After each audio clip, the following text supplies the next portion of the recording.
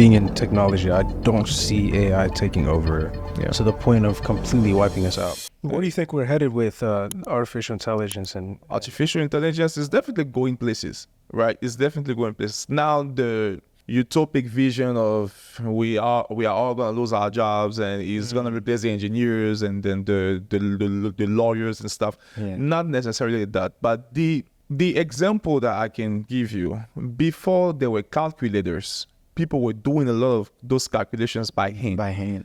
When the calculators came, did all of the mathematicians just vanish? No. So it accelerated their work, right? So they started solving bigger issues, right? So what I think is going to happen, those mundane tasks that engineers do, lawyers do, what artificial intelligence is going to do is to accelerate that, so like you wouldn't have to do it, which means you're gonna have to solve bigger problems. I can give you a little example. Take your computers, right? So like 10 years ago, having 8 gigabytes of RAM was pretty big, right? Now you can see a bunch of laptops with 64, right? But because they use 64 gigs of RAM, the stuff they can do is actually way better. So even if you look at video games from 10 years ago, 15 years ago, you see the level of graphics, right? So we don't say, well, since that we have so many megabytes of like RAM, then we don't have to do this. No, you will do the same thing but better. Like you will solve bigger problems, right? Because if you want to send a rocket to space, every calculation has to be done by hand. This is gonna take a long time, right? That's what it's taking years. I mean, exactly. So at that time, nobody was trying to go to space because, well, 1 + 1 you have to write, right? So now that there are calculators, there are computers, they're supercomputers, right? So these make they can be used for very accurate stuff, for like the weather, for forecast, can be used, for space stuff. Great. Yeah, so I really think a lot of what people do now is going to change for sure because of artificial intelligence. But eventually, I don't think everybody is gonna go out of work. Now, if that happens, think about it, right? So who's gonna be in the $1 million homes? Because the people that make 500K being engineers, top engineers, are no more working, right? So where are the customers going to come from if nobody's working? Sure. Right? Yeah. So it will not get to this point, because if it gets to this point, I guess the whole economy is gonna collapse. No, I believe that. I heard a person was talking and say, definitely AI is not there to take people's job. It's to improve your job. I don't know if you're going to agree with that. It will take some jobs, though. Yeah. I mean, not everybody's job, like you mentioned. Because if you look at in creativity, right, ideas, before, to have a video idea or to have a content idea, you had to be thinking so much, right? Or hire somebody who can make a script for you, do some stuff. But today it's so easy. You just bring your idea.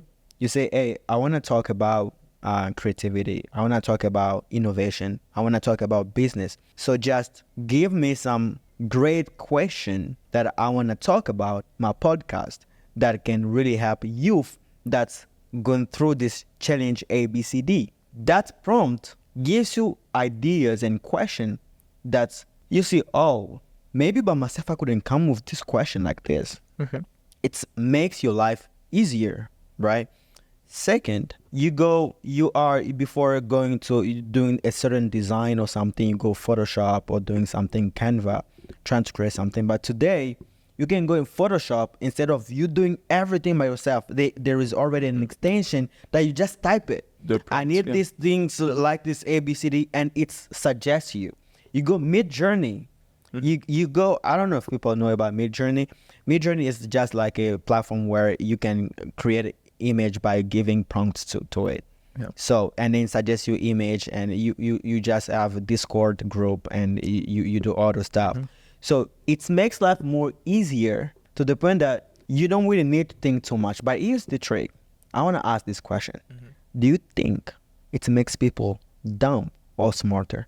That's a good question. Does your calculator makes you dumb? No. Why? Because now, like, 2.57 times 520. Well, you don't know it now, but you use a calculator. I would have to use some math. Yeah, so you can actually take a piece of paper and write it down for 5 minutes, or you can use a calculator. So does it make you dumb?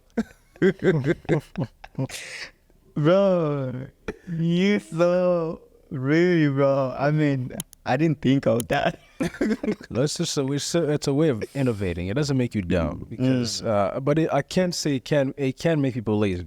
Yeah. Technology does make people lazy in a way that something that you used to be able to do that takes time. You don't take the same energy or the time to be able to do it. I wouldn't necessarily say it still makes you dumber. Yeah. Because you still have the same innovation, you still have the same understanding of the basics of why you're using that technology to be able to better and facilitate the needs afterwards. So I would take an actual real life example of ChatGPT. Yeah. So you have heard it can create code, right? Yeah, sure. So this is a very tricky part. So when you don't know how to solve the problem entirely, like you are not well versed in the technology you are using, it is useless. Okay. Right.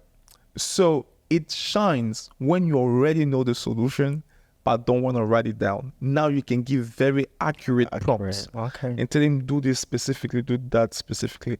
But even with this, because okay, I'm gonna try to explain that to people who would like do not code, but every code in every company is different. They might do the same thing, but with different names, with different structures, right?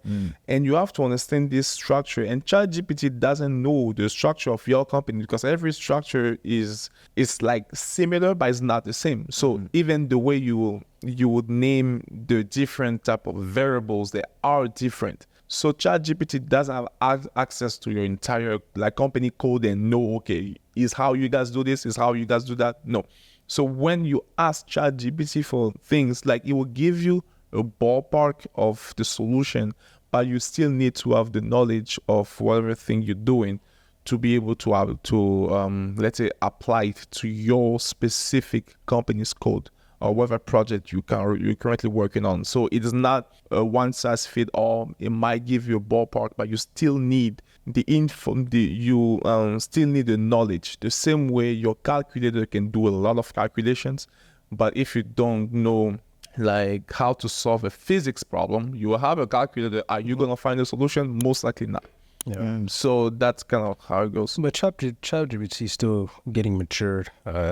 With time, it's going to get extremely mature to the point where it is going to get to that level of solving many complex problems. Yeah, it will eventually get there. There was someone that asked me again the same thing, like, is it going to replace all of the engineers? I tried to explain to him, because look, if you really want the AI to solve the problems in your code, it needs to have access to your code. But imagine you are Chase Bank, right? And then you guys have codes, right? Because they have engineers there. Can you imagine if as Chase Bank you have to give your entire code base, everything you do, to another company to look into it and give you the solution? Yeah. There is a lot of risk in terms of safety, in terms of trust. Like, do your customers trust? Okay, so let's say if you're Chase customer, you might trust Chase, but what if you don't trust the company that Chase wants to give their entire code base to? And does Chase even believe that company isn't gonna take some of the business secrets and know how Chase does things? Yeah. Right. So because of that problem, the part where the artificial intelligence is so good that it will solve the problems of the engineers, that's where it's gonna be a problem. Like, are you gonna believe that another business has your best interest at heart, right, and not steal your information, right? I'm talking about Chase, but it can be applied to medical stuff, right? So does Johnson & Johnson wants to fire all of the engineers to get an AI that would fix the problems, but the AI is created by other people. So do you trust them? So if you want engineers that you trust, why don't you just keep the ones you have? Sure. Right. So that's kind of the thing. But yeah, it might reduce the number of engineers if maybe they only need a certain number of engineers to do certain tasks. But usually, once you unleash new power, you tend to do more stuff. Exactly. So you don't stay stagnant. And because you don't stay stagnant, even when they increase the tools and power, you actually like still do things. Think of construction, right? Before all of those machineries, the size of cities were smaller because like to make a building, it takes a long time. Really? Right. But now that they have more machines and things like that, right? So are there people going to be like, well, now we have machines, so we're not going to have any construction worker? No. Now you have bigger cities, you have bigger homes, you have bigger roads, right? So you still need them. Everything's just going to expand, right? So that's kind of what I think that it is most likely going to go towards. Certainly, being an engineer myself and being in technology, I don't see AI taking over to the point of completely wiping us out. Yeah, that would be devastating. Sure. So imagine like having AI building plane, almost impossible. auto stuff, writing. That's going to take a lot of, I don't think so. Because recently I've seen, I don't know, robot something. Is it what Tesla does? Like what Tesla does, a robot already having a conversation with human and talking and all the stuff. And I remember this movie I watched when I was a kid of Will Smith, of like, you know, robot city, and it's like Will Smith, right? Oh, robot, and start getting, you can own your own robot at home and send them to the market. And I was like, is there where we going? I imagine watched that. Yeah, is there where we going right now? That Taylor say, I'm just gonna own my own robot at home. So whenever I feel like when I go to the store, I say, Jasper, go to the store to get something for me. But we're getting there. But there's delivery, right? You don't have to go to the store. Yeah, no, you can buy it online. So why buying a robot that's gonna do the groceries that you are already not doing? But people, do you think we're gonna get there? I mean, what I can maybe say, not in our lifetime. Well, what I can say, in some places in the world, there's already drones deliver medicine. Drones deliver food as well. Drone technology is being used a lot to innovate in the way of, you know, delivery and such things like this. So to answer your question, it is getting pushed in that way. Same thing with cars as well. It's being more autonomous. Yeah. So we are headed there, but we're not. I don't think it's going to get to a point where it's completely isolated and everything is just doing it's on that field alone. It's gonna be a mix of still us humans being able to contribute our way of doing things, and of course technology as well.